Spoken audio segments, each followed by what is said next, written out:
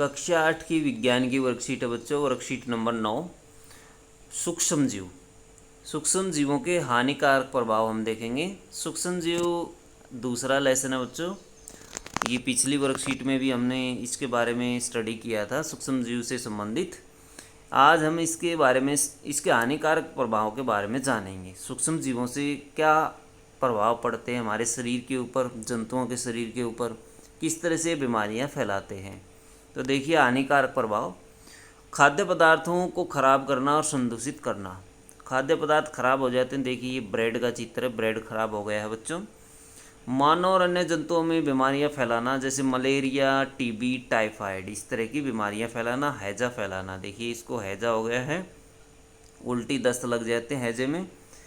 कवक द्वारा कपड़े, चमड़े और कागज़ को संदूषित करना। संदूषित मतलब खराब करना। कपड़ों पर दाग लग जाते हैं हल्के हल्के कवक के, और फिर वो वहाँ से कपड़ा फट जाता है। इसी तरह से चमड़े के जूते होते हैं, चमड़े की वस्तुएं होती हैं, चमड़े के पर्स, बैग इत्यादि कई चीज़ें होती हैं बच्चों, वो भी इस तरह से गल जाते हैं बरसात वाले दिनों में। कागज़ भी खराब हो जाता है कवक की वजह से। पौधों में बीमारियां हो जाती हैं, नींबू कैंकर जैसे बच्चों, नींबू में होने वाली बीमारी है ये। तो और गेहूं की रस्ट, गेहूं की रस्ट आप इसमें चित्र में देख सकते हैं। नींबू की पत्तियां पीली पड़ गई हैं, देखिए नींबू कैंकर रोग में। और गेहूं की रस्ट में देखिए इसकी जो बालियां हैं वो काली काली हो गई हैं और दाने बिल्कुल समाप्त हो चुके हैं इसके अंदर से। तो बच्चों, इस तरह से ये गेहूं की रस्ट ये सूक्ष्म जीवों की वजह से है। जलाशयों में का विनाश, शैवाल का फैलना। जब शैवाल फैल जाती है तो वहाँ के जंतुओं का रहना मुश्किल हो जाता है। जैसे मछली की मृत्यु हो गई है, देखिए इसमें शैवाल की वजह से। अब तक हमने उपयोगी सूक्ष्म जीवों और उनके औषधीय एवं अन्य उपयोगों के बारे में जाना। इनके अलावा कुछ सूक्ष्म जीव हमारे लिए अनेक प्रकार से, बहुत से तरह से हानिकारक भी होते हैं, जैसा कि ऊपर दर्शाया गया है। कुछ सूक्ष्मजीव मनुष्य, जंतुओं और पौधों में संचरणीय रोग फैलाते हैं। संचरणीय रोग वो होते हैं बच्चों जो एक मानव से दूसरे मानव में फैल जाते हैं, एक पौधे से दूसरे पौधे में फैल जाते हैं, फैलने वाले रोग। इनके अलावा कुछ सूक्ष्मजीव अनेक प्रकार से हानि पहुंचाते हैं, जैसे खाद्य पदार्थों को खराब करना, शैवालों के प्रस्फुटन से, जलाशयों में अन्य जीवों का मरना। प्रस्फुटन बच्चों फैलना, शैवालों की वृद्धि हो जाना, शैवालों के संख्या में वृद्धि हो जाना।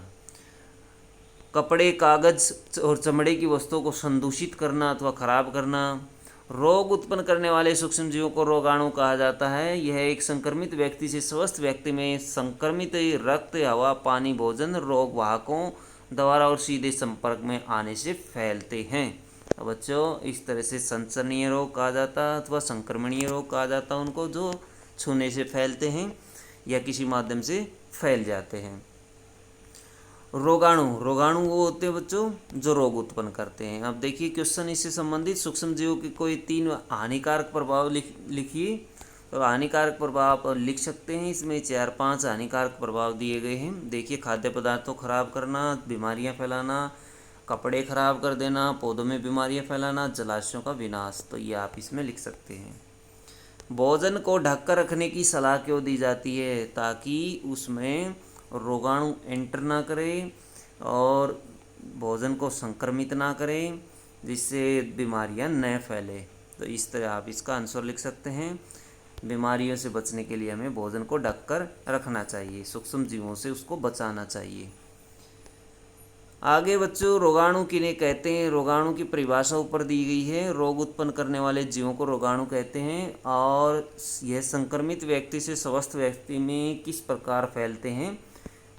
किस प्रकार फैलते हैं? रक्त, भोजन, हवा, पानी, इस तरह से फैलते हैं। ये आंसर आप इसमें लिख सकते हैं। सूक्ष्म जीवों से होने वाली 2 हानिकारक बीमारियों के नाम बताइए। 2 बीमारियां, टीबी, हैजा और टाइफाइड, मलेरिया, डेंगू, ये इस तरह की बीमारी आप इसमें लिख सकते हैं। तो ऊपर भी इसमें दिया गया है वर्कशीट में, इसमें से देखकर भी आप ये लिख सकते हैं।